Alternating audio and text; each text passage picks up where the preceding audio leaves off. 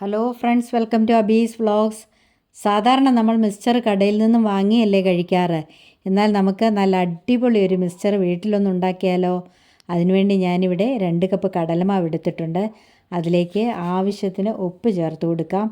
1 teaspoon കായപ്പൊടി കൂടി ചേർത്ത് കൊടുക്കാം. ഇനിയും ഇതിലേക്ക് 1 ടേബിൾ സ്പൂൺ മുളക് പൊടി കൂടി ചേർത്ത് കൊടുക്കാം. ഇത് നമുക്ക് ആവശ്യത്തിന് വെള്ളം ഒഴിച്ചൊന്ന് കുഴച്ചെടുക്കാം. വെള്ളം കുറേശ്ശെയായിട്ട് വേണം ഒഴിച്ച് ഇത് കുഴച്ചെടുക്കാനായിട്ട്. ഇത് വളരെ എളുപ്പത്തിൽ ഉണ്ടാക്കാൻ പറ്റുന്ന ഒരു സ്നാക്കാണ്.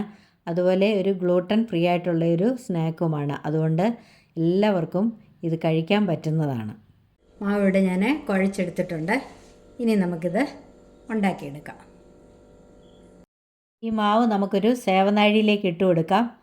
സേവനാഴിയിലേക്ക് ഇട്ട് കൊടുക്കുന്നതിന് മുമ്പായിട്ട് അതിൽ കുറച്ച് വെളിച്ചെണ്ണ ഞാൻ പുരട്ടിയിട്ടുണ്ട്. അതുപോലെ തന്നെ എൻ്റെ കയ്യിലും കുറച്ച് വെളിച്ചെണ്ണ പുരട്ടിയിട്ടുണ്ട്. അല്ലെങ്കിൽ ഇതങ്ങ് ഒട്ടിപ്പിടിക്കും. നല്ല പശയാണ് ഈ കടലമാവിന്. മിക്സ്ചർ ഉണ്ടാക്കുന്നതിന് വേണ്ടി ഞാനിവിടെ ഒരു പാൻ അടുപ്പേ വെച്ചു. അതിലേക്ക് വെളിച്ചെണ്ണ ഒഴിച്ചു കൊടുത്തു. അത് തിളച്ചു. ഇനി അതിലേക്ക് ഈ മാവ് ഇങ്ങനെയൊന്ന് പിഴിഞ്ഞിട്ട് കൊടുക്കാം. ഇതിങ്ങനെയൊന്ന് ചുറ്റിച്ച് വേണം ഇട്ട് കൊടുക്കാനായിട്ട്. മീഡിയം ഫ്ലെയിമിലിട്ട് വേണം ഇത് ഉണ്ടാക്കിയെടുക്കാനായിട്ട്.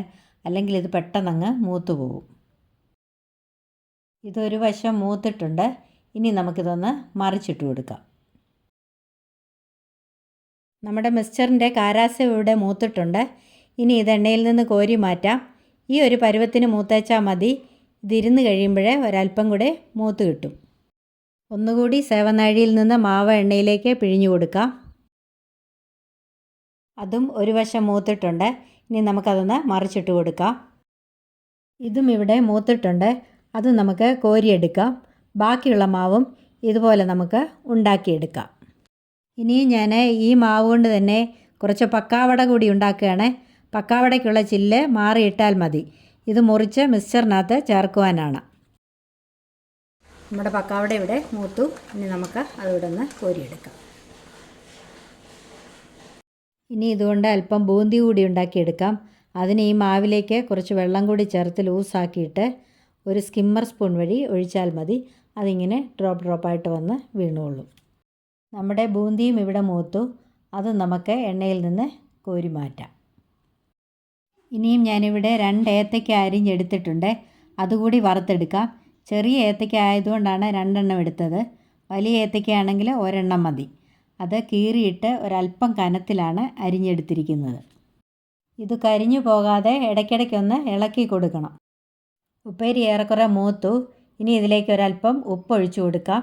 എന്നിട്ട് നല്ലതുപോലെ ഒന്ന് ഇളക്കി കൊടുക്കാം. ഏത്തയ്ക്ക ഇവിടെ മൂത്തിട്ടുണ്ട്. ഇനി നമുക്ക് ഇത് എണ്ണയിൽ നിന്ന് കോരി മാറ്റാം. ഇനിയും ഞാനിവിടെ 250 ഗ്രാം പീനട്ട് അഥവാ കപ്പലണ്ടി എടുത്തിട്ടുണ്ട്. അതുകൂടി എണ്ണയിലിട്ടൊന്ന് വറുത്തെടുക്കാം. പീനട്ടൊക്കെ ചേർക്കുന്നത് കൊണ്ട് ഈ മിക്സ്ചർ നല്ല ഹെൽത്തിയാണ്. കപ്പലണ്ടിയിൽ പ്രോട്ടീനും വൈറ്റമിൻസും ധാരാളം അടങ്ങിയിട്ടുണ്ട്. കപ്പലണ്ടി ഇവിടെ ഏറെക്കുറെ മൂത്തു. ഇനി ഇതിലേക്ക് ഒരല്പം ഉപ്പ് ഒഴിച്ചു കൊടുക്കാം. ഉപ്പ് ഒഴിച്ചു കൊടുത്തിട്ട് നല്ലതുപോലെ ഒന്ന് ഇളക്കി കൊടുക്കാം. കപ്പലണ്ടി ഇവിടെ മൂത്തിട്ടുണ്ട്. ഇനി നമുക്കിത് എണ്ണയിൽ നിന്ന് കോരിയെടുക്കാം. ഇനി ഞാൻ കുറച്ച് തേങ്ങാക്കൊത്ത് എടുത്തിട്ടുണ്ട്. അതുകൂടി എണ്ണയിലിട്ടൊന്ന് മൂപ്പിച്ചെടുക്കാം. തേങ്ങാക്കൊത്തൊക്കെ ചേർക്കുമ്പോൾ മിക്സ്ചറിനൊരു പ്രത്യേക രുചിയാണ്. ഇനി ഇതൊന്ന് ഇളക്കി കൊടുക്കാം. തേങ്ങാക്കൊത്ത് ഇവിടെ മൂത്തിട്ടുണ്ട്. കണ്ടോ, അതിൻ്റെ നിറമൊക്കെ മാറി അതൊരു ഗോൾഡൻ ബ്രൗൺ ആയിട്ടുണ്ട്. ഇതാണ് അതിൻ്റെ കറക്റ്റ് പാകം. ഇനി നമുക്കിത് കോരിയെടുക്കാം. ഇനിയും ദാ ഇവിടെ കുറച്ച് കാഷ്യൂ നട്ട് സ്പ്ലിറ്റ് ചെയ്തെടുത്തിട്ടുണ്ട്. അതുകൂടി ഈ എണ്ണയിലിട്ട് നമുക്കൊന്ന് വറുത്തെടുക്കാം. കാഷ്യൂ നട്ട് ഇവിടെ മൂത്തിട്ടുണ്ട്. അതും നമുക്ക് എണ്ണയിൽ നിന്ന് കോരിയെടുക്കാം. മിക്സ്ചറൊക്കെ വാങ്ങിക്കാതെ ഉണ്ടാക്കി കഴിച്ചാൽ അത് നല്ല ഫ്രഷായിരിക്കും. അടുത്തായിട്ട് ഞാനിവിടെ കുറച്ച് കിസ്മിസ് എടുത്തിട്ടുണ്ട്. അതുകൂടി നമുക്ക് വറുത്തെടുക്കാം. കിസ്മിസ് ഇവിടെ മൂത്തിട്ടുണ്ട്. അതുകൂടി നമുക്കിനി കോരിയെടുക്കാം. ഇനി ഞാൻ 2 പച്ചമുളക് വട്ടത്തിൽ അരിഞ്ഞെടുത്തിട്ടുണ്ട്. അതുകൂടി നമുക്ക് ഈ എണ്ണയിലിട്ടൊന്ന് വറുത്തെടുക്കാം. പച്ചമുളക് മൂത്തിട്ടുണ്ട്. അതും നമുക്ക് എണ്ണയിൽ നിന്ന് കോരിയെടുക്കാം. ഇനിയും 2 വറ്റൽമുളക് കൂടി മുറിച്ചെടുത്തിട്ടുണ്ട്. അതുകൂടി നമുക്ക് ഈ എണ്ണയിലിട്ടൊന്ന് വറുത്തെടുക്കാം. വറ്റൽമുളക് ഇവിടെ മൂത്തു. അത് നമുക്ക് കോരിയെടുക്കാം. ഇനി ഞാനൊരു 5-6 അല്ലി വെളുത്തുള്ളി ചതച്ചെടുത്തിട്ടുണ്ട്.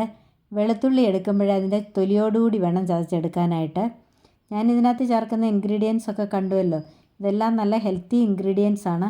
അതുകൊണ്ട് തന്നെ ഈ മിക്സ്ചർ നല്ല ഹെൽത്തി ആയിട്ടുള്ളൊരു മിക്സ്ചറാണ്. വെളുത്തുള്ളി മൂത്തിട്ടുണ്ട്, അതും കൂടെ നമുക്ക് കോരിയെടുക്കാം. ഇനിയും ഏറ്റവും അവസാനത്തെ ഇൻഗ്രീഡിയൻ്റായിട്ട് 2 തണ്ട് കരിയാപ്പില എടുത്തിട്ടുണ്ട്, അതുകൂടി നമുക്ക് വറുത്തെടുക്കാം. കരിയാപ്പില ഇവിടെ മൂത്തിട്ടുണ്ട്, അതുകൂടി നമുക്ക് എണ്ണയിൽ നിന്ന് കോരിയെടുക്കാം. നമ്മുടെ മിക്സ്ചറിൻ്റെ ഇൻഗ്രീഡിയൻസ് എല്ലാം ഇവിടെ വറുത്തെടുത്തു. ഇനി നമുക്കിതൊന്ന് പൊടിച്ച് എടുക്കാം. ഉണ്ടോ, ഇതൊന്ന് പൊടിക്കാം. അതുപോലെ നമ്മുടെ പക്കാവടയും കൂടെ ഒന്ന് പൊടിച്ചിടാം. പക്കാവട ഇങ്ങനെ പൊടിക്കണ്ട, ഒന്ന് മുറിച്ചെടുത്ത് വെച്ചാൽ മതി. ഇതല്ലാതെ വേറെ ഇൻഗ്രീഡിയൻസും ഇതിലേക്ക് ചേർക്കാം. പൊട്ടുകടലയൊക്കെ ചേർത്ത് കൊടുക്കാം. പൊട്ടുകടല എൻ്റെ അടുത്ത് ഇല്ലാത്തത് കൊണ്ടാണ് ഞാനത് ചേർക്കാതിരുന്നത്.